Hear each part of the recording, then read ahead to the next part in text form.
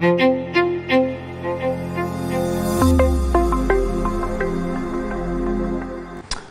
6 pertanyaan. Pertama dari Ibu Sofia. Assalamualaikum Ustaz. Waalaikumsalam warahmatullahi wabarakatuh. Bagaimana hukumnya ibu niat puasa untuk anaknya tiap hari Jumat? Kalau anaknya itu sudah meninggal dunia, maka dia berkirim puasanya sampai. Aku berpuasa pahalanya untuk anakku sampai. Mana dalilnya? Man mata, siapa yang mati wa alaihi siyamun, punya utang puasa, sama'an waliyuhu. Haji sampai, sholat sampai, puasa sampai, sedekah sampai, baca Quran sampai. Kalau anaknya itu masih hidup, puasa dia, maka puasanya itu adalah untuk tawassul. Anak ibu sedang di luar kota, tak bisa pulang karena PSBB. Ibu puasa.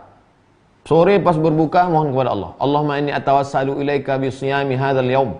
Aku bertawassul kepada Engkau ya Allah, berkat puasaku hari ini sehatkan anakku. Jauhkan dia dari narkoba. Jauhkan dia dari garong. Jauhkan dia dari corona. Nah, itu namanya tawassul. Berdoa kepada Allah, bertawassul dengan amal soleh. 2 dari Ibu Tia. Ustadz, apa hukumnya tinggal dengan kakak ipar? Sama-sama menantu dan mertua.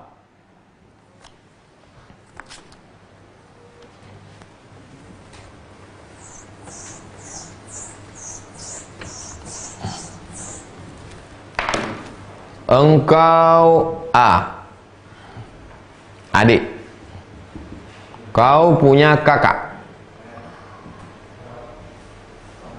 Kakakmu ini punya istri. Kau adik laki-laki, kakakmu laki-laki, istri, maka kau tak mahram dengan dia. Lalu kemudian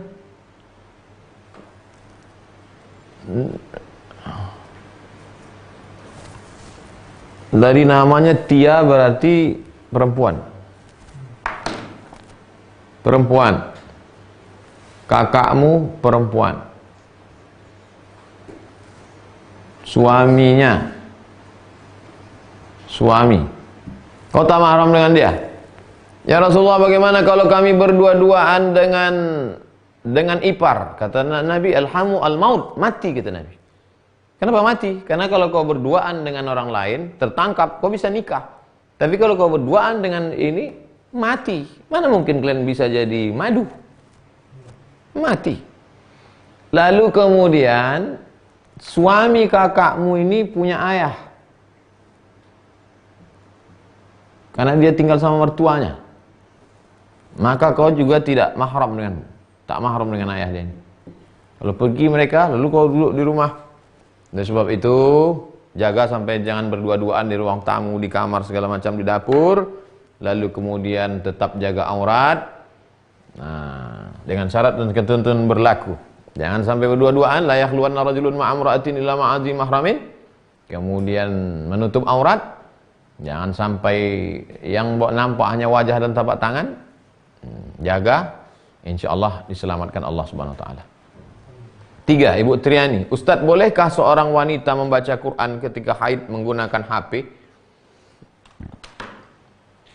Perempuan yang sedang haid tidak boleh membawa Quran, tidak boleh memegang Quran, tidak boleh membaca Quran, tidak boleh masuk masjid, tidak boleh sholat, tak boleh puasa, tak boleh tawaf. 7.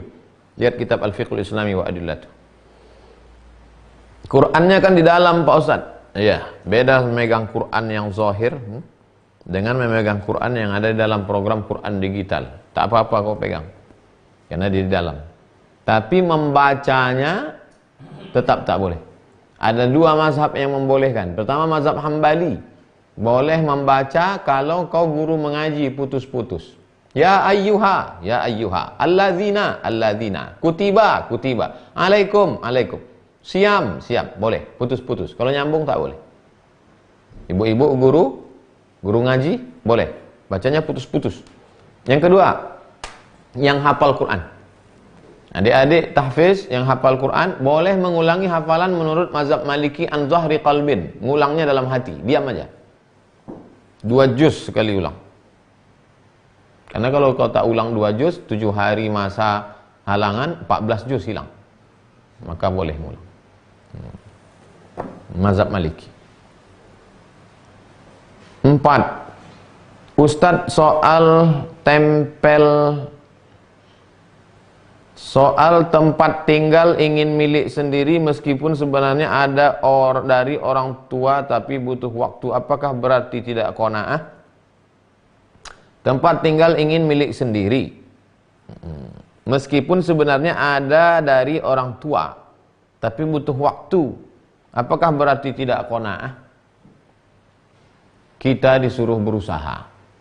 Keluar dari rumah bismillahirrahmanirrahim, tawakal, tapi tetap ada ikhtiar.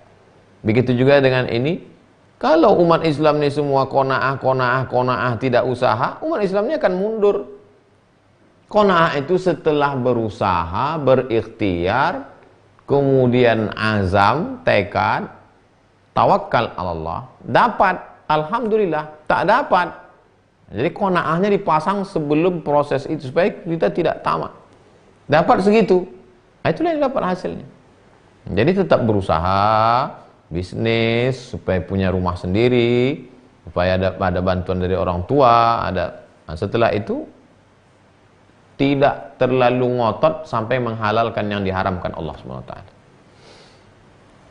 Esti Nabila, Ustadz katanya sombong dengan orang sombong itu bagus. Apa tidak bertentangan dengan qanaah?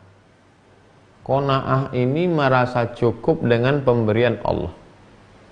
Sedangkan membalas orang sombong tadi itu adalah untuk menjatuhkan ego dia. At-takabbur lil mutakabbir shadaqah. Sombong pada yang sombong, shadaqah. Kita udah bahas. Coba ulang lagi pertemuan-pertemuan beberapa yang lalu. Bahwa yang namanya tawadhu, dalam pembahasan tawadhu kemarin adalah at-takabbur, menunjukkan keangkuhan kepada orang yang punya harta. Itulah tawadhu.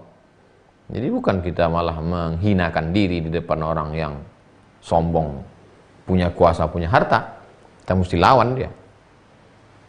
Terakhir, Ibu Ummu Hani, Ustadz, kalau lihat rumah atau mobil orang lain bagus lalu kita sholawatin banyak-banyak, apakah itu berarti tidak qanaah? Ya Rasulullah, ya bagaimana kalau kami sendalnya bagus, bajunya bagus? Apa kata Nabi? Innallaha jamilun yuhibbul jamal. Allah itu maha indah, suka kepada yang indah. Jadi kalau ibu melihat mobil orang bagus, Allahumma sholli ala sayyidina Muhammad wa ala ali sayyidina Muhammad, itu bukan berarti ibu tidak qanaah. Apa yang tersembunyi di balik solawat itu? Man shalla alayya salatan, siapa yang bersolawat kepadaku 1 kali, sallallahu alaihi biha asyra, dibalas Allah 10. Berarti mobil ibu 10 kali lipat daripada itu bagusnya. Huttat anhu asyara sayiat. Kalau terlintas dalam hati hasad, dengki, tak senang, dihapuskan Allah kesalahan. Wa rufi'at lahu asyara darajat, dinaikkan Allah derajat tingkatan kemuliaan. Oleh sebab itu tak salah, tidak bid'ah melawan bisikan-bisikan hati dengan bersolawat. Allahumma sholli ala sayyidina Muhammad wa ala ali sayyidina Muhammad. Sekali lagi, setelah kita bahas definisi qanaah dari awal sampai akhir, qanaah setelah berusaha, setelah ikhtiar, dapat yang diberikan Allah, itulah pembagian Allah, terima. Tapi tetap kalau dia bisnis, tetap ikuti aturannya. Jangan karena aturannya tidak benar, tidak sesuai juklak, tiba-tiba gagal, ketika kemudian direview, ketika kemudian dievaluasi orang, ini kenapa gagal? Pak, nggak usah dikaji-kaji. Ini sudah takdir Allah, kita qanaah aja. Oh, nggak bisa gitu.